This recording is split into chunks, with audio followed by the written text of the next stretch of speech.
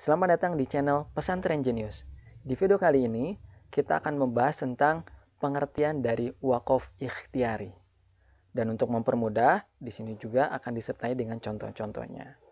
Baik, apa itu wakaf ikhtiari? Yuk, simak video ini sampai selesai.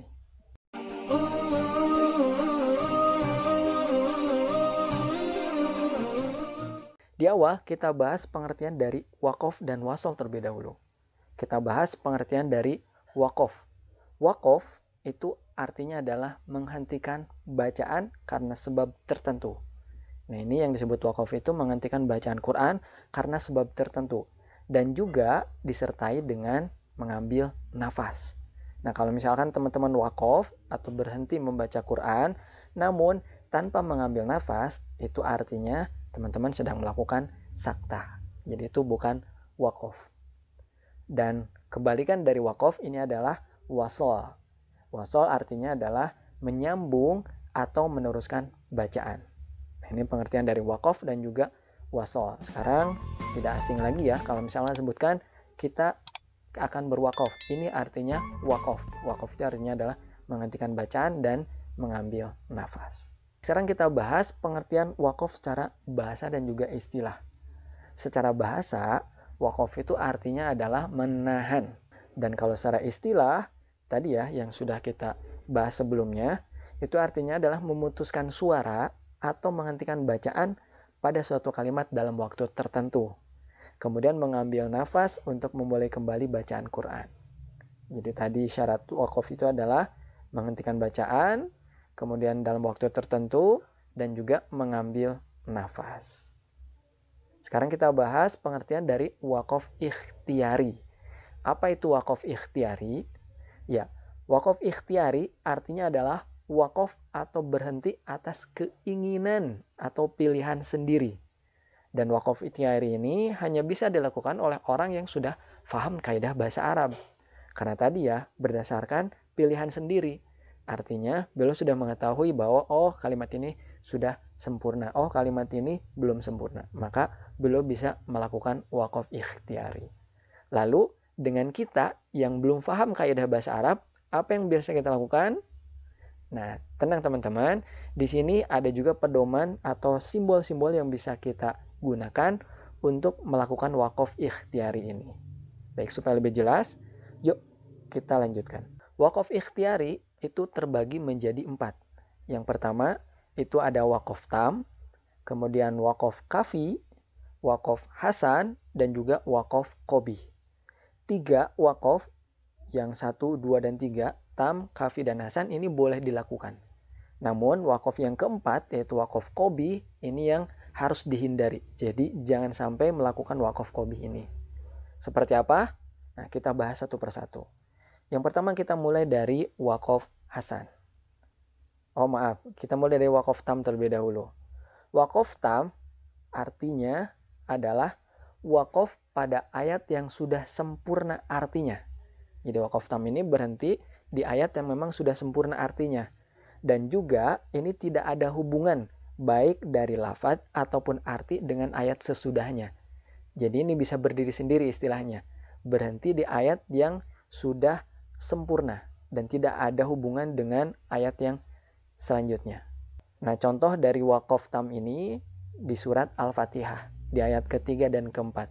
Jadi ketika teman-teman membaca Maliki Yaumiddin wakaf, kemudian melanjutkan Iyyaka na'budu wa iyyaka nasta'in. Ketika berhenti atau wakaf di ayat keempat, maka itu artinya teman-teman melakukan wakaf tam.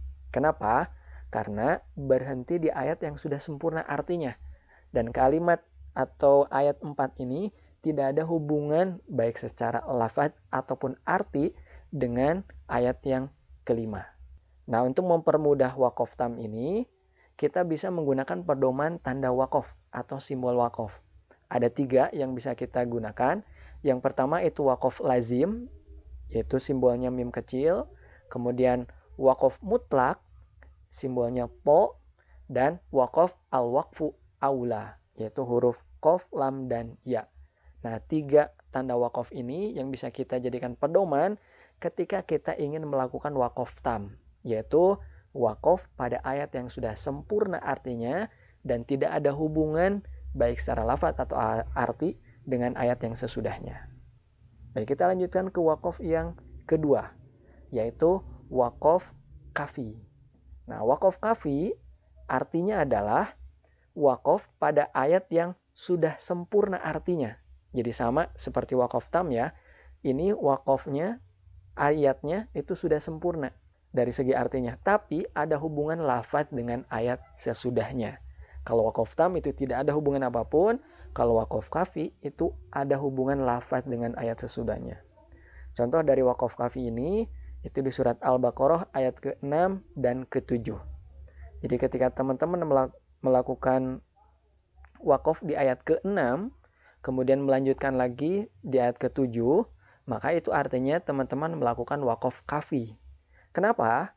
Karena ayat ke-6 itu sudah sempurna, namun masih ada hubungan lafaz dengan ayat ke-7. Nah, ini wakaf kafi. Ini boleh dilakukan. Dan pedoman untuk melakukan wakaf kafi itu adalah tanda wakaf jaiz atau huruf jim. Dan untuk wakaf ikhtiari ini tidak selalu berada di akhir ayat ya. Bisa juga di tengah ayat. Seperti wakaf jim dan juga tanda-tanda wakaf yang lainnya itu banyak kita temui seperti di sini di ayat ke-7 itu ada 2 tanda wakaf kan. Itu tidak di akhir ayat namun juga di tengah-tengah ayat. Jadi wakaf ikhtiari ini tidak hanya di akhir namun juga bisa di tengah. Ya, ini wakaf kafi. Berhenti pada ayat yang sudah sempurna artinya tapi masih ada hubungan lafaz dengan ayat sesudahnya. Ini boleh dilakukan juga. Kemudian wakaf yang ketiga yaitu wakaf hasan. Nah, wakaf hasan ini artinya adalah kita wakaf atau berhenti pada ayat yang sudah sempurna artinya, tapi ayat ini masih ada hubungan dari arti dan juga lafaz dengan ayat sesudahnya. Jadi kalau misalnya wakaf tam, itu ayatnya sudah sempurna dan tidak ada hubungan dengan ayat sesudahnya. Kalau wakaf kafi, itu sudah sempurna juga, tapi ada hubungan lafaz dengan ayat sesudahnya. Nah, wakaf hasan ini sudah sempurna, tapi ada hubungan arti dan juga lafaz dengan ayat sesudahnya. Contoh dari wakaf hasan ini adalah surat Al-Imran ayat ketiga. Alladzina yu'minuna bil ghaibi wa yuqimunas shalah. Nah, ketika wakaf di as-shalah, maka artinya teman-teman melakukan wakaf hasan. Kenapa? Karena ayat wa mimma razaqnahum yunfiqun itu masih ada hubungan baik secara arti ataupun lafaz dengan ayat atau kalimat sebelumnya. Nah, ini wakaf hasan. Pedoman dari wakaf hasan ini itu adalah tanda wakaf al-wasru aula atau huruf sod lam ya dan juga wakaf murkhas atau huruf sod. Nah, untuk wakaf hasan ini teman-teman bisa juga melakukannya atau boleh dilakukan. Jadi 3 wakaf yang boleh untuk wakaf ikhtiar ini, wakaf tam, wakaf kafi dan juga wakaf hasan. Nah, yang perlu dihindari atau tidak boleh teman-teman lakukan itu adalah di wakaf yang keempat, yaitu wakaf qobih. Apa itu wakaf qobih? Wakaf qobih itu artinya adalah berhenti atau wakaf pada ayat yang belum sempurna artinya. Jadi kalau 3 wakaf sebelumnya itu berhenti pada ayat yang sudah sempurna. Nah, wakaf qobih ini berhenti di ayat yang belum sempurna artinya. Jadi kalau misalnya dilakukan, ini bisa merusak arti atau makna dari ayat tersebut. Kenapa? Karena masih ada hubungan arti dan juga lafaz dengan ayat sesudahnya. Contoh dari wakaf qobih ini ada di surat Muhammad ayat ke-19. Fa'lam annahu la ilah. Ketika teman-teman berhenti di kata ilah, maka itu artinya teman-teman melakukan wakaf qobih. Kenapa? Karena berhenti di ayat yang belum sempurna artinya. Jadi di sini ketahuilah bahwa tidak ada Tuhan, cukup berhenti. Padahal bukan itu kan. Seharusnya illallah. Nah, kalau berhenti di sana itu masih boleh. Ini adalah wakaf yang harus dihindari atau tidak boleh teman-teman lakukan. Nah, pedoman wakaf atau tanda wakaf yang bisa teman-teman gunakan untuk wakaf qobih ini adalah tanda wakaf adamul wakaf. atau huruf lam alif.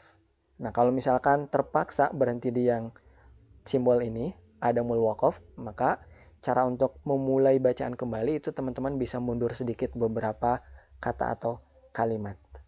Nah, ini waqaf qabih yang harus dihindari atau tidak boleh dilakukan karena bisa merusak arti dari ayat tersebut. Baik itu teman-teman semuanya, penjelasan tentang waqaf ikhtiyari. Yang dari segi bahasa tadi ya, berhenti karena ikhtiar sendiri atau keinginan sendiri. Dan untuk waqaf ikhtiyari ini, itu ada 4 yang termasuk, yaitu waqaf tam, waqaf kafi, waqaf hasan, dan juga waqaf qabih. Dan dari contoh-contohnya, tadi juga sudah kita bahas.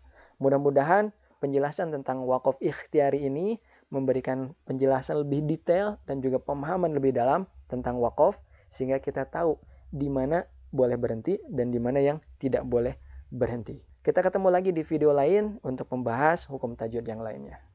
Dan bagi yang belum memiliki e-book panduan cara mudah membaca Al-Quran tanpa menghafal tajwid, silakan bisa mendownloadnya di website Fun Quran My ID.